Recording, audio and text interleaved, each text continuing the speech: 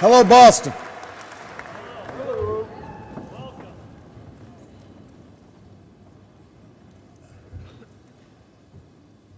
Scripture tells us to run with endurance the race that is set before us.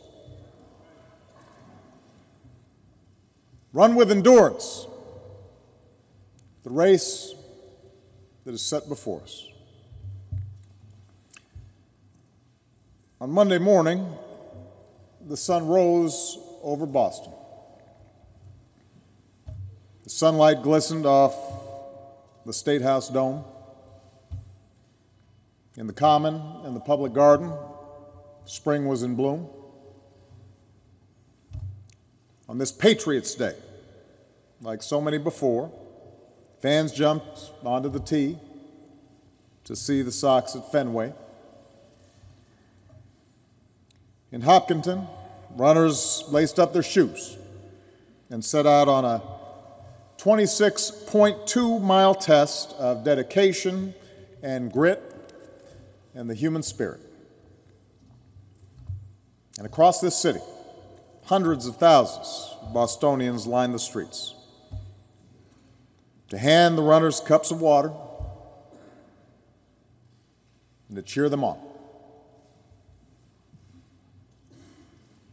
It was a beautiful day to be in Boston.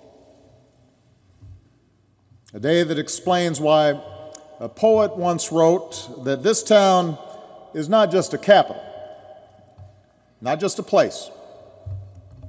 Boston, he said, is the perfect state of grace.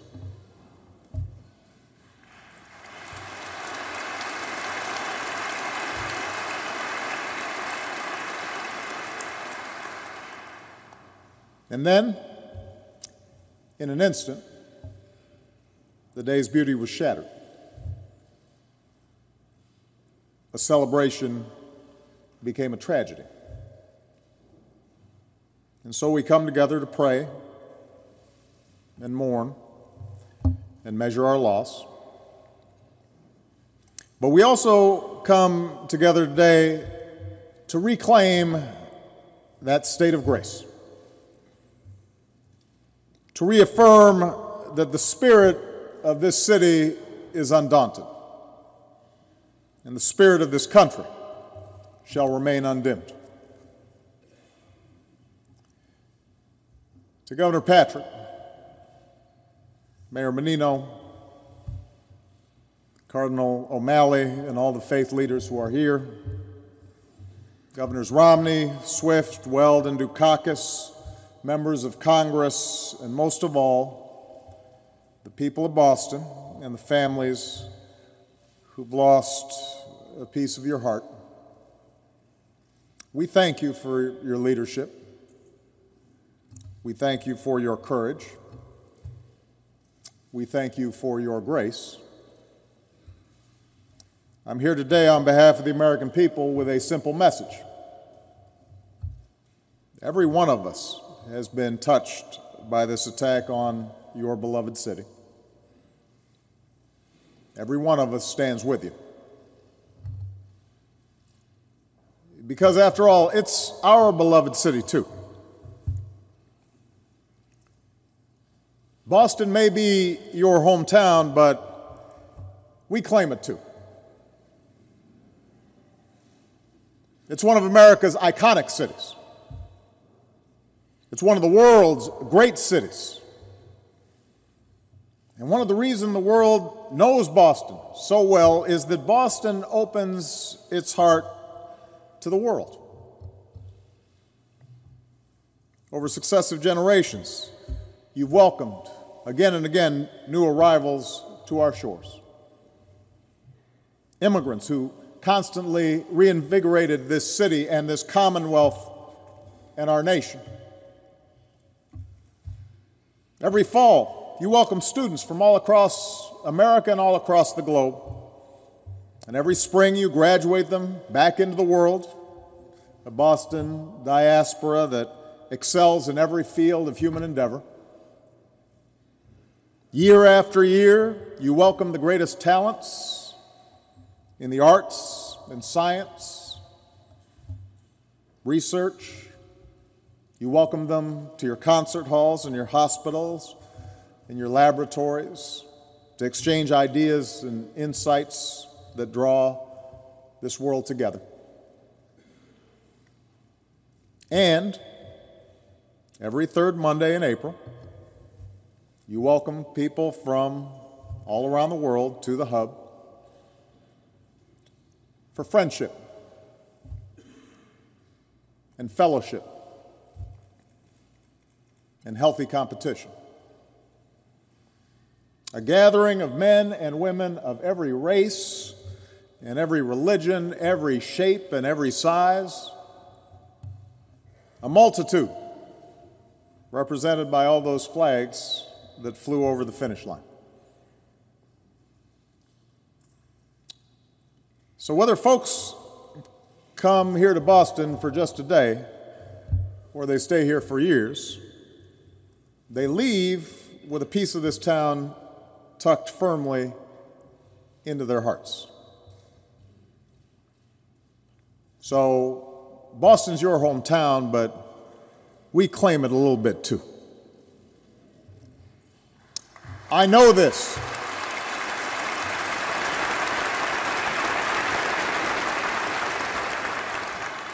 I know this because there's a piece of Boston in me. You welcomed me as a young law student across the river. Welcomed Michelle, too. You welcomed me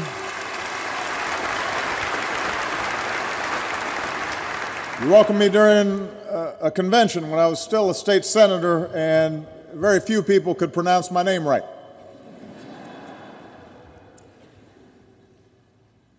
Like you, Michelle and I have walked these streets. Like you, we know these neighborhoods.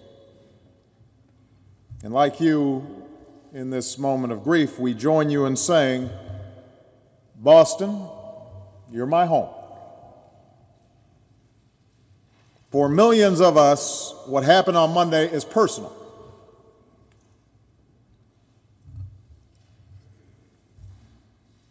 It's personal. Today our prayers are with the Campbell family of Medford. They're here today.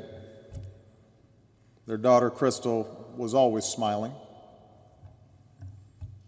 Those who knew her said that with her red hair and her freckles and her ever eager willingness to speak her mind, she was beautiful. Sometimes she could be a little noisy, and everybody loved her for it. She would have turned 30 next month.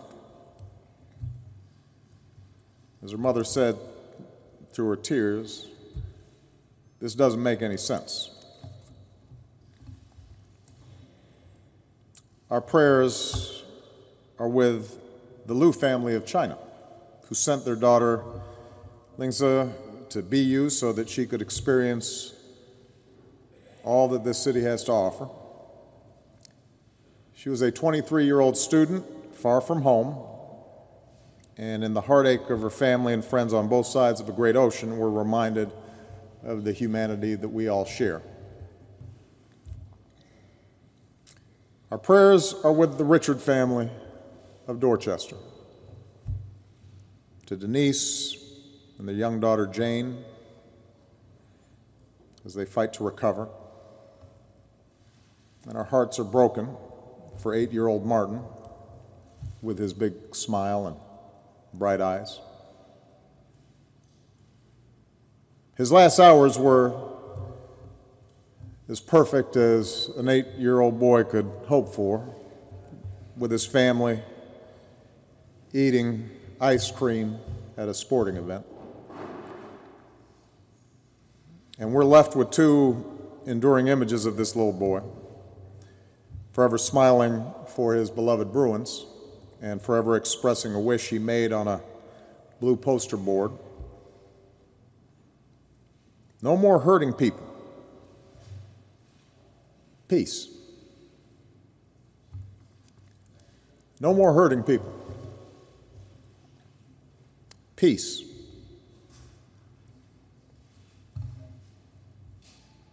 Our prayers are with the injured, so many wounded, some gravely. From their beds, some are surely watching us gather here today, and if you are, know this: as you begin this long journey of recovery, your city is with you, your commonwealth is with you, your country is with you. We will all be with you as you learn to stand and walk, and yes, run again. Of that I have no doubt. You will run again.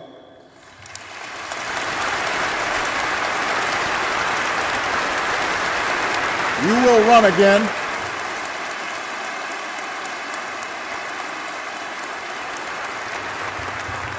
Because that's what the people of Boston are made of.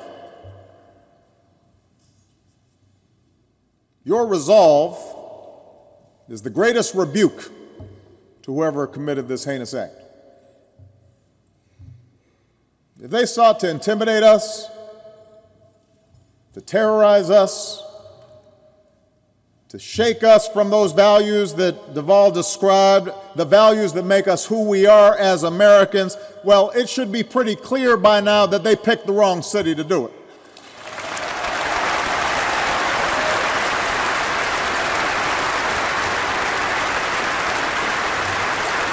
Not here in Boston.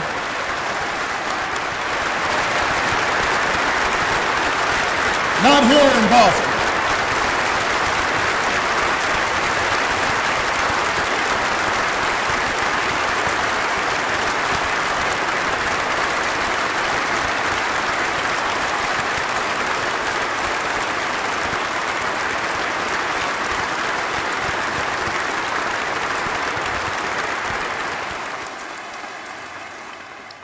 You've shown us, Boston,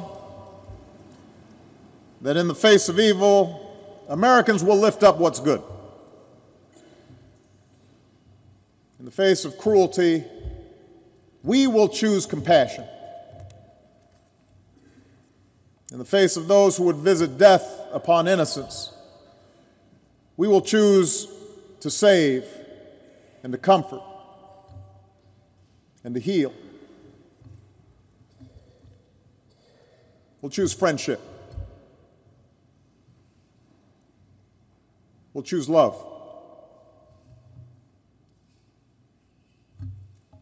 For Scripture teaches us God has not given us a spirit of fear and timidity, but of power, love, and self-discipline. And that's the spirit you've displayed in recent days. When doctors and nurses, police and firefighters and EMTs and guardsmen run towards explosions to treat the wounded, that's discipline. When exhausted runners, including our troops and veterans who never expected to see such carnage on the streets back home, become first responders themselves, tending to the injured, that's real power. When Bostonians carry victims in their arms, deliver water and blankets, line up to give blood, open their homes to total strangers, give them rides back to reunite with their families, that's love. That's the message we send to those who carried this out and anyone who would do harm to our people. Yes, we will find you. And yes, you will face justice.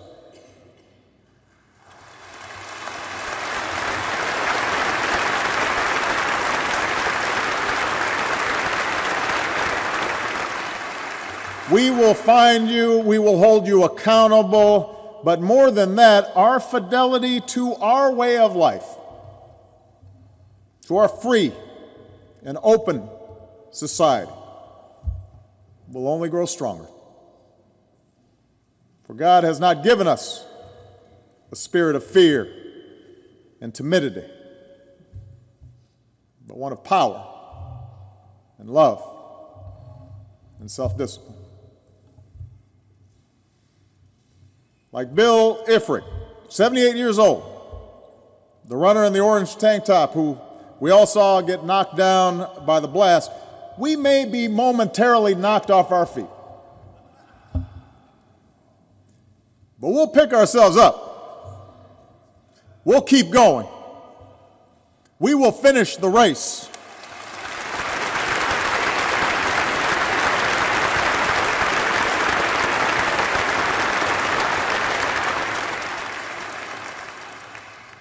In the words of Dick Hoyt, who's pushed his disabled son Rick in 31 Boston marathons, we can't let something like this stop us. This doesn't stop us.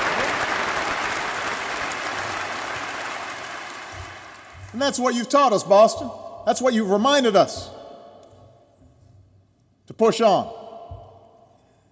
To persevere. To not grow weary. To not get faint.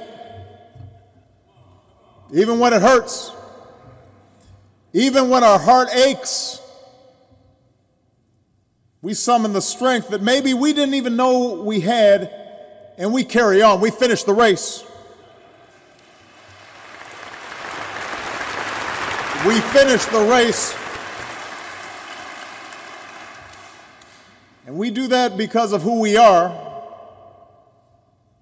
And we do that because we know that somewhere around the bend, a stranger has a cup of water. Around the bend, somebody's there to boost our spirits. On that toughest mile, just when we think that we've hit a wall, someone will be there to cheer us on and pick us up if we fall. We know that.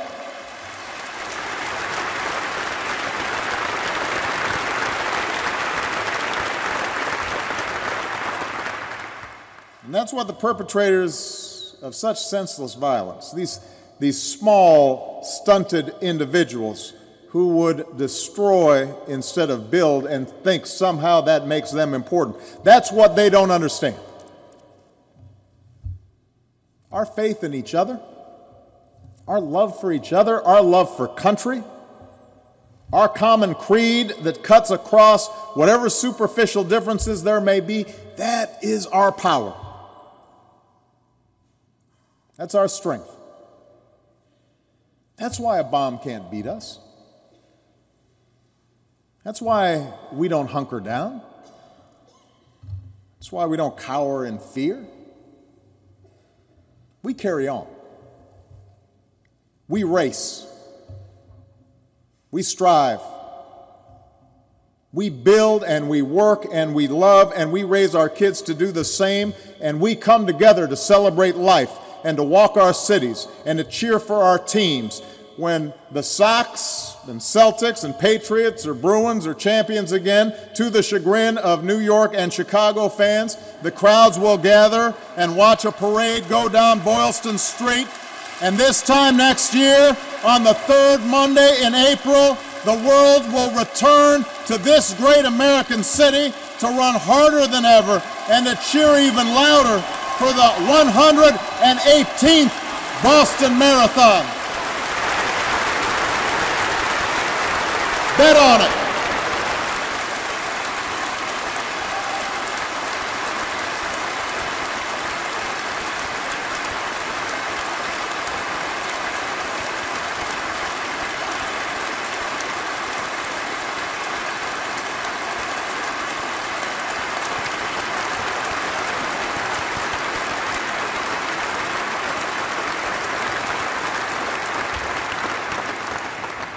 Tomorrow, the sun will rise over Boston. Tomorrow, the sun will rise over this country that we love. This special place. This state of grace. Scripture tells us to run with endurance the race that is set before us. As we do, may God hold close those who've been taken from us too soon. May He comfort their families, and may He continue to watch over these United States of America.